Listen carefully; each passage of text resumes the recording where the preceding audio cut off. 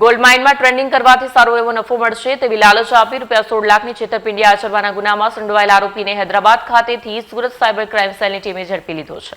Gold માઇનમાં training કરવાથી સારો એવો નફો મળશે તેવી લોભામણી વાતો કરી તેઓને વોટ્સઅપ ઉપર બનાવટી વેબસાઇટની લિંક મોકલી રજીસ્ટ્રેશન કરાવી BSGC નામની એપ્લિકેશન ડાઉનલોડ કરાવી તેમાં લોગિન કરાવી અલગ અલગ બેંક એકાઉન્ટોમાં ₹16 લાખ ટ્રાન્સફર કરાવી USDT બાય સેલ કરતા વોલેટમાં પ્રોફિટ સાથે USDT બતાવતા હતા.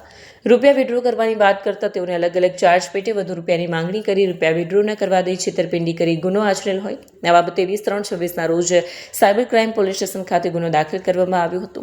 સુરત પોલીસ કમિશનર અનુપમસિંહ ગેહલોત તથા અધિક police commissioner crime doctor Karanraj Vaghela, નાયબ પોલીસ કમિશનર સાયબર સેલ વિશાખા જૈન નાઓએ આપેલ સૂચના મુજબ મદદનીશ police commissioner cyber crime SC ડેનિયલ્સના માર્ગદર્શન હેઠળ પોલીસ ઇન્સ્પેક્ટર AM પરમારે પોલીસ માણસોની ટીમ બનાવી બેંકો તરફથી જરૂરી વિગતો એકત્ર કરી આ ગુનામાં સંડોવાયેલા આરોપીઓને શોધી કાઢવા માટે ટેકનિકલ વર્કઆઉટ કરી પોલીસ સબ ઇન્સ્પેક્ટર KK આસોદરિયાની સાથે ટીમ બનાવી હૈદરાબાદ ખાતે તપાસમાં મોકલી આપી ગુનામાં સંડોવાયેલા આરોપી જીવન રશ્મિ કૃષ્ણચંદ્ર રાઉતને શોધી કાઢી કાયદેસરની કાર્યવાહી કરવામાં આવી છે.